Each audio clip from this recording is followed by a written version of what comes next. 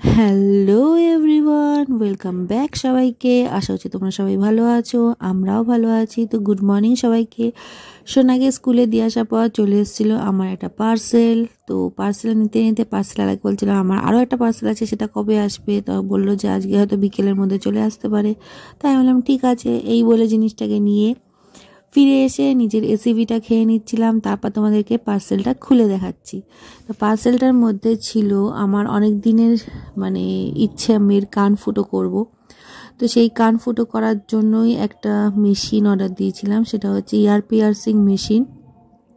তো জিনিসটা বাক্সটা দেখো কত সুন্দর মজবুত একটা বাক্সের মধ্যে এসছে, আর কি সুন্দর মার্কার, ইয়ার পিয়ার্সিং গান, তারপর ইয়ারিংগুলো, আর একটা ছোট্ট পুচকি আয়না, যেখানে আমি একটু তোমাদেরকে দেখে হাসি হাসি করলাম।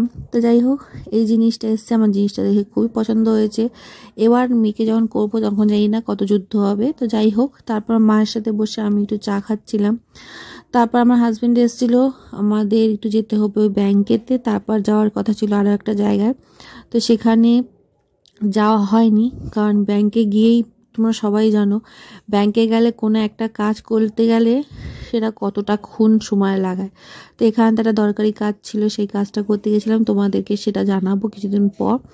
তো যাই একটা দরকারি কাজ করতে গেছিলাম, তো সেই কাজ করতে গিয়ে এতটাই টাইম হয়ে গেছিলো যে আর অন্য জায়গাটায় যাওয়া হয়নি, ব্যাক করে চলে এসেছিলাম। মেয়েকে স্কুলেতে নিতে যাওয়ার একটা টাইম হয়ে গেছিলো। তো সেই টাইমটাতে আমাকে মেনটেন করতে হবে, আর কিছু মেনটেন করি না করি। তো তারপর স্কুলের থেকে মেয়েকে নিয়ে এসে স্নান করানোর জন্য সব আয়োজন করে গোছাগাছ করে ওকে স্নান করিয়ে নিয়ে এসে ওকে জামা কাপড় পরিয়ে ও স্কিন কেয়ার করে তারপর নিজে স্নান করতে গেছিলাম। তো স্নান করে এসে আজকে খুব একটা বেশি স্কিন কেয়ার করিনি, কারণ আমার ইচ্ছা করছিল না যে বেশি স্কিন কেয়ার করতে। তো আজকে শুধু টোনার আর ময়শ্চারাইজারটাই মাখছিলাম, আর আমার ময়শ্চারাইজারটা অলমোস্ট শেষ হয়ে এসছে। তা যা কোনো চিন্তা নেই, ভাগ্যিস ময়শ্চারাইজারটা এসে গেছে, তোমাদের তো দেখিয়েছিলাম। পন্সেরই একই ময়শ্চারাইজার, শুধু একটু এখন নতুন চেঞ্জ হয়েছে, ইনগ্রিডিয়েন্টই বলো বা লুকটাই বলো চেঞ্জ হয়েছে সেইটা।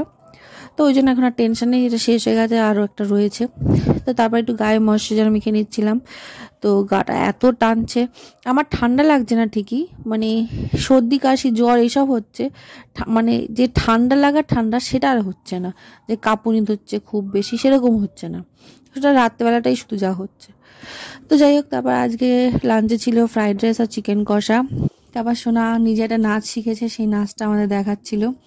আর এই জামাটাও অনেকদিন ধরে পরবে বলছিল, তাই আমি তো এমনি সময় পরাতে চাইছিলাম না, কিন্তু ও পরতে চাইলো যখন, অনেক জেদ করলো, তাই জন্য পরিয়ে দিলাম। আর দেখো নাচটাও নতুন শিখেছে দেখে, সেজন্য একটু দেখালো।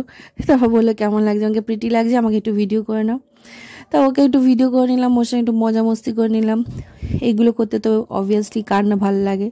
তো যাই হোক, তারপর আমার স্টুডেন্টগুলো পড়তে এসেছিলো, ওদেরকে পড়াচ্ছিলাম। তো পড়তে পড়তে বেশ তখন লেট হয়ে গেছিলো। আমি ভাবিনি যে পার্সেলটা আসবে, বলেছিল সকালবেলা যে বিকেলবেলা পার্সেল আসবে, তো এসে গেছে আলটিমেটলি।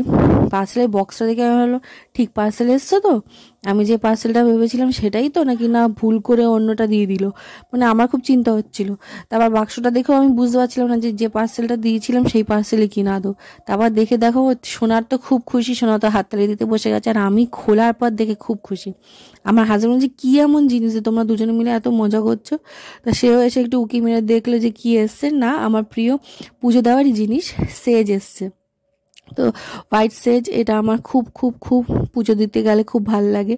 তো সেটা আমার এসছে, আগে ইউজ করেছিলাম, কম ছিল, শেষ হয়ে গেছিলো, এবারে একটু বেশি করেই এনেছি, বেশি করে এসছে দেখো। তো আমার তো খুব খুব খুব মজা।